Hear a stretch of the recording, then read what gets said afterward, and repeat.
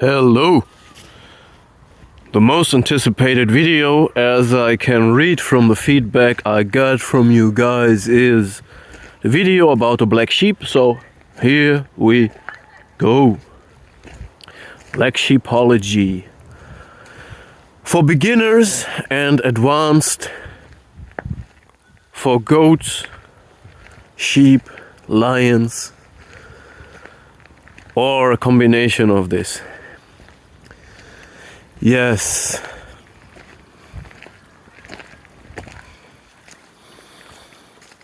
The sacrificial lamb. The scapegoat. Alright. What we talk about is an archetype and also a self-image. So when you have this tower moment, when you have this waking up, this rude waking up from narcissistic abuse, and suddenly you put together all these puzzle pieces and you suddenly, finally can make sense of everything that happens by applying the knowledge, the new acquired knowledge about narcissism, and suddenly everything makes sense. Then a lot of things happen to you at the same time, and it can be very overwhelming.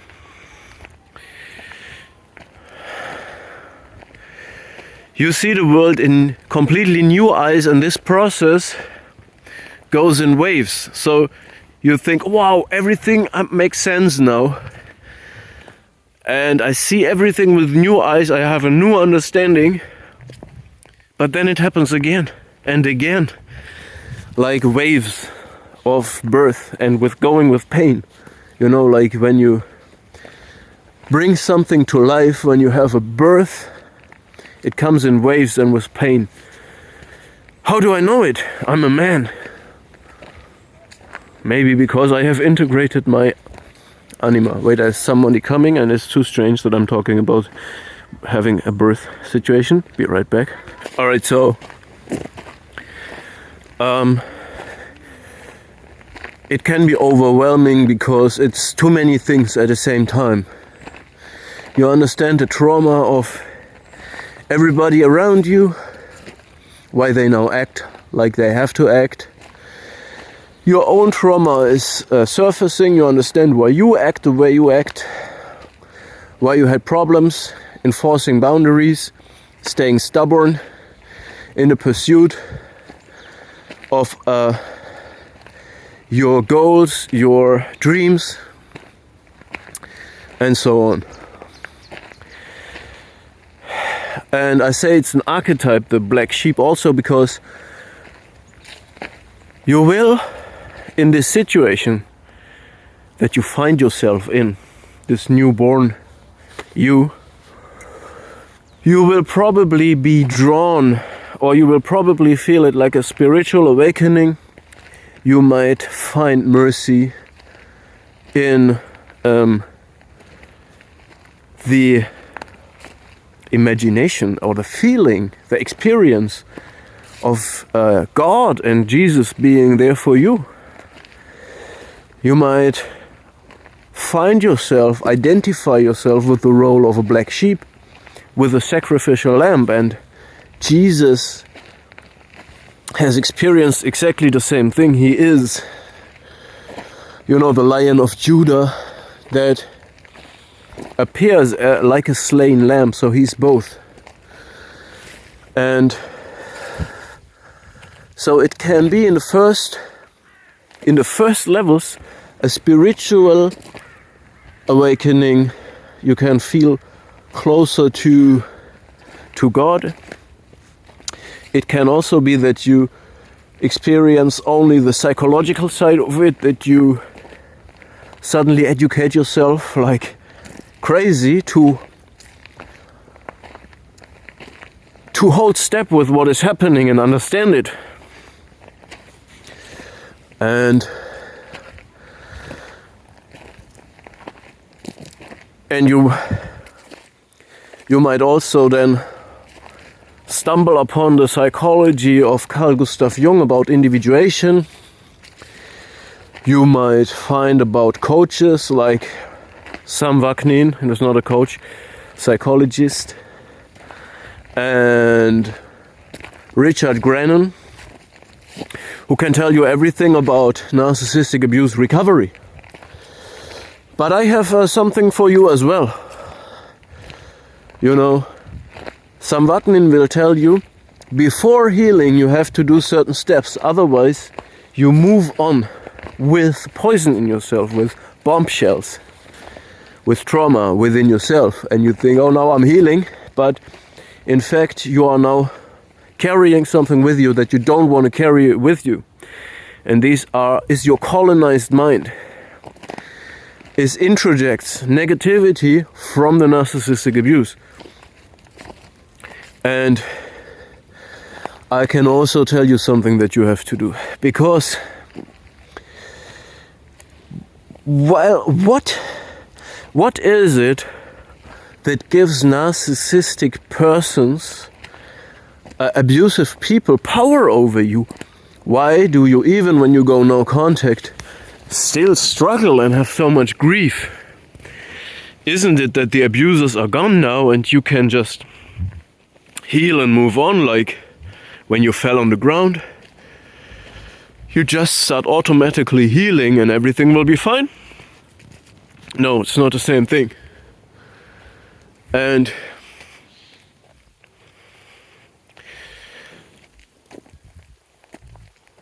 my message for the black sheep, the good-hearted people, the empath, the intuitive introvert is, first of all, well, I will tell you what you have to give back to the abusers. The responsibility that you carried for them, the trauma that you carried for them. You need to understand they reproduce their own trauma in reality, and they want you to go through the same pain. And there's certain things you will have to give back to them, okay? But you also have to understand that there is no conceptual right or wrong. There is no moral high ground. There is no pure light or goodness. In some way, it's very helpful to identify with the role of the black sheep, the super sigma empath, the zeta male or female, the whatever you find appealing to you. But we have to be careful that we not create another defensive fantasy. You know, narcissism is a defensive reaction, a fantasy reaction, shielding us from reality. We have to understand these concepts, these absolute concepts, like I am good, I'm good, I'm the right one, these things have led to a terrible outcome. You have let them abuse you. This means we need to focus on a new way of acting in our lives, of understanding ourselves. And the only thing that justifies what we do is a good outcome. So how do we get a good outcome? The answer can be shadow work, implementing even some of the things that we hate in our abusers, like manipulation and domination and control.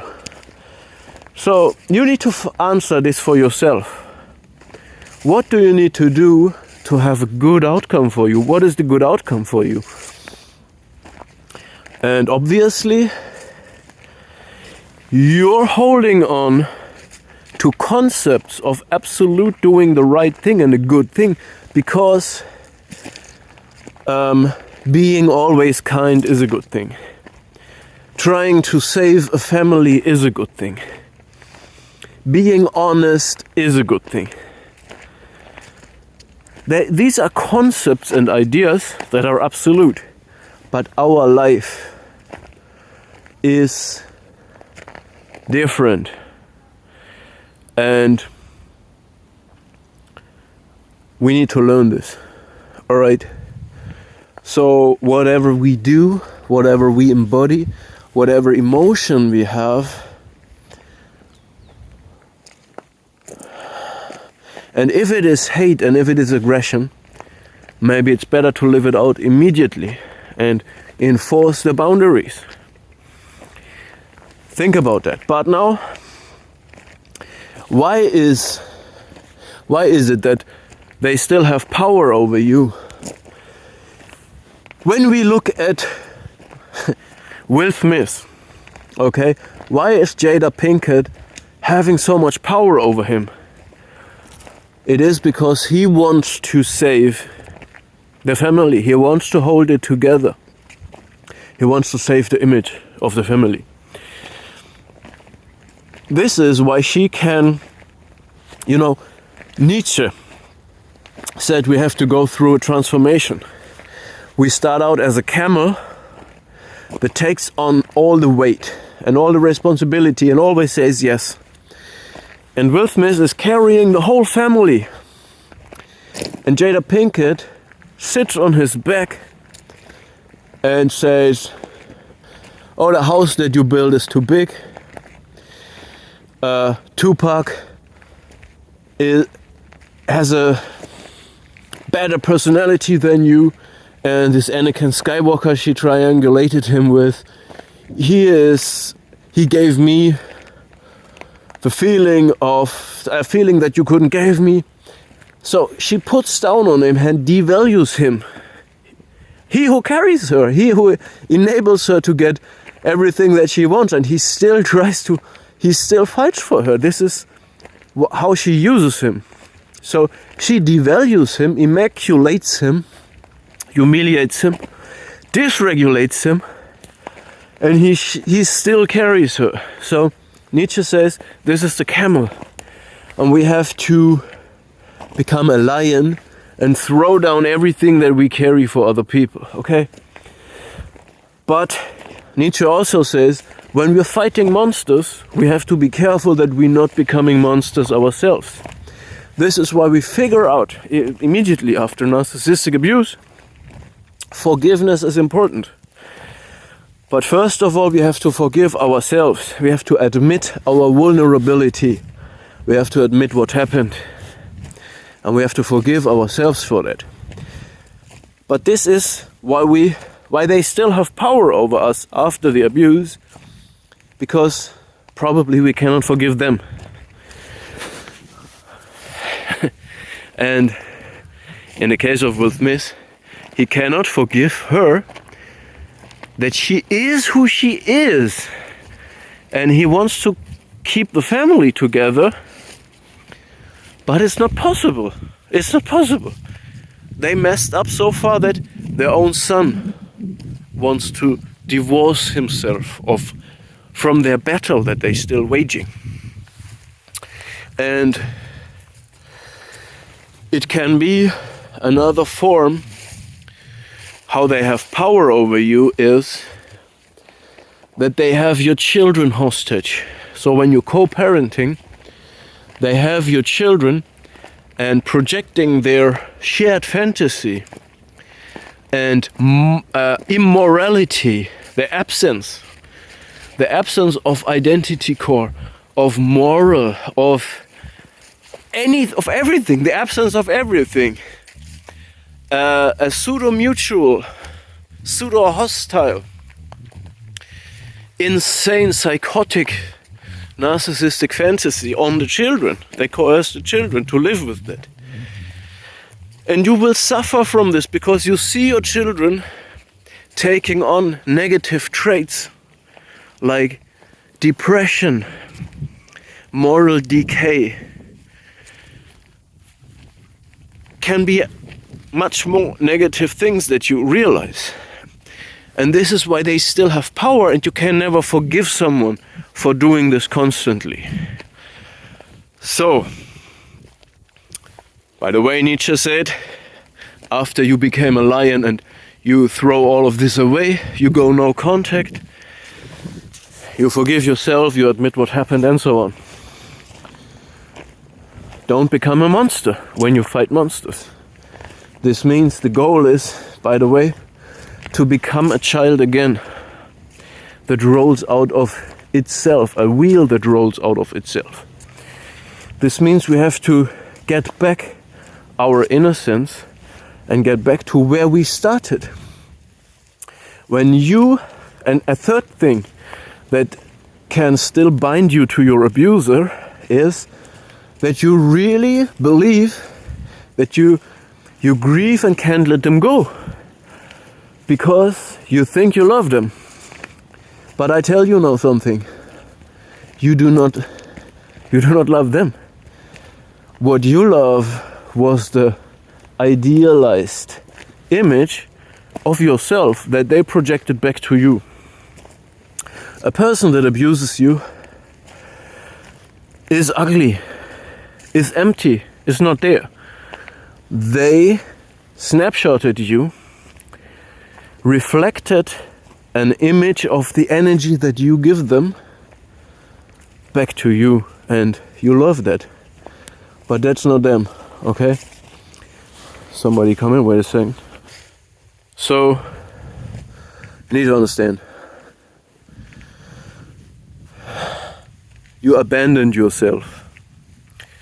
And you need to understand, you need to let go that person. This person is not there. And you need to take back this innocence that you had before. And this is easier said than done. But this means becoming child again. You don't want to become a lion that is just always fighting or a camel that is always carrying. No. You want to get back to that state why you became that grade A supply for the narcissist. The narcissist saw you are the perfect energy source. You're innocent. You have everything in yourself, this joy, this creativity, something they don't have, okay? Okay, but they still have power over you because you still think you love them. They have your children hostage. Or you want to save something where they are part of it. So they have some form of power over you. Now, this is the point of my message.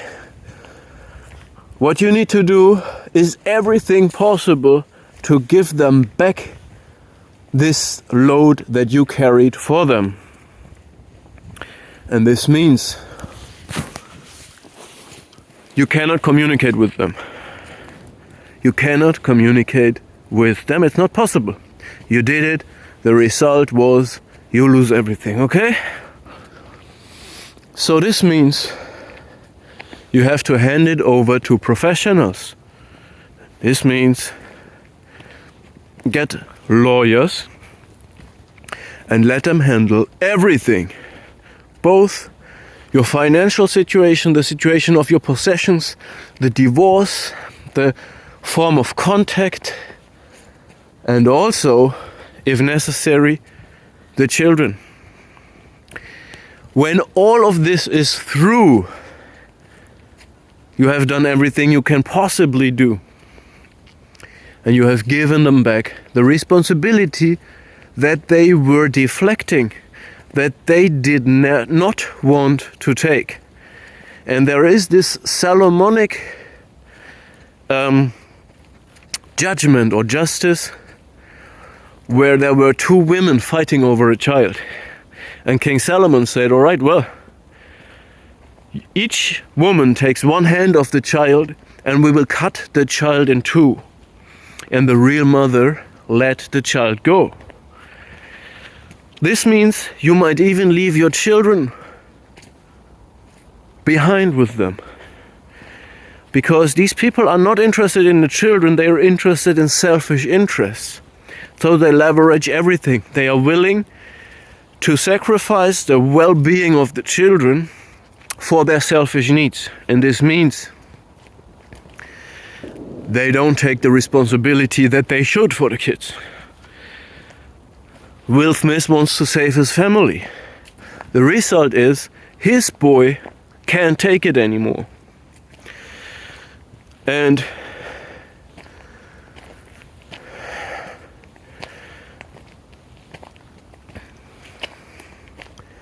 this means, again, you just have to let professionals handle this. And when you have done everything you can do, you need to live with the outcome, accept this, and do your best job you can parenting. That's it. So, really the core point of my message is, it's overwhelming, you have to do so many things at the same time.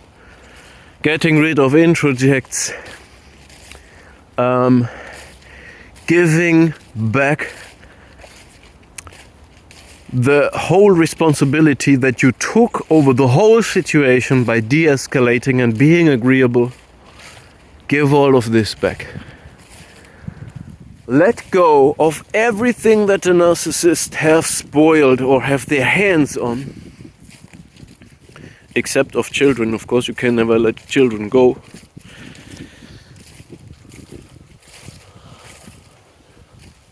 And if you have to do this, you have to do this. It means in many cases you are the more empathetic part that just don't want the child to be split in two. And this is the only way to have the necessary peace to start healing. Alright? And when you have done everything that is possible, and I tell you, don't communicate with them, don't try to find a solution based on communication with a dysfunctional family. They do not communicate. They fake it. They manipulate. So don't do it. And then again, you will also have to overthink your concept of the whole world, of the concept of concepts. Maybe concepts are not the way you should try to be, because a concept is absolute, while a human being is intertwined and mixed and multi-layered, you know. So narcissists are splitting. They project on you the highly competitive side. They're splitting the being all good, all evil. They use projective identification. This is why you have these negative emotions that are very new to you. You have to reject them, get them out of your mind. But again, I'm just starting repeating myself. Give them back everything, their trauma, their childhood trauma. You can handle yours, they handle theirs. Give them back the responsibilities, which means lawyers will have to decide whether what they did was agreeable or not. And lawyers have to decide how much money do you get, whose car is this, whose house is this, all these stuff. Because if you discuss with them, you will always get a short side of the stick. Alright. And also understand that the role that you have taken or that you have identified yourself is also just a fleeting thing that has to go away. You might have seen yourself as the black sheep, as a scapegoat, as a victim, maybe. Whatever. We don't want that. We don't want to be a black sheep. We don't want to be a scapegoat. We don't want to be a victim. We want to individuate. And individuating means to become independent of all of this. And this is a place where they cannot follow you. Okay? And we don't want to end up with another fantasy. We live in reality. We can sympathize with fantasies, but we can return to reality. And this is something they can never do.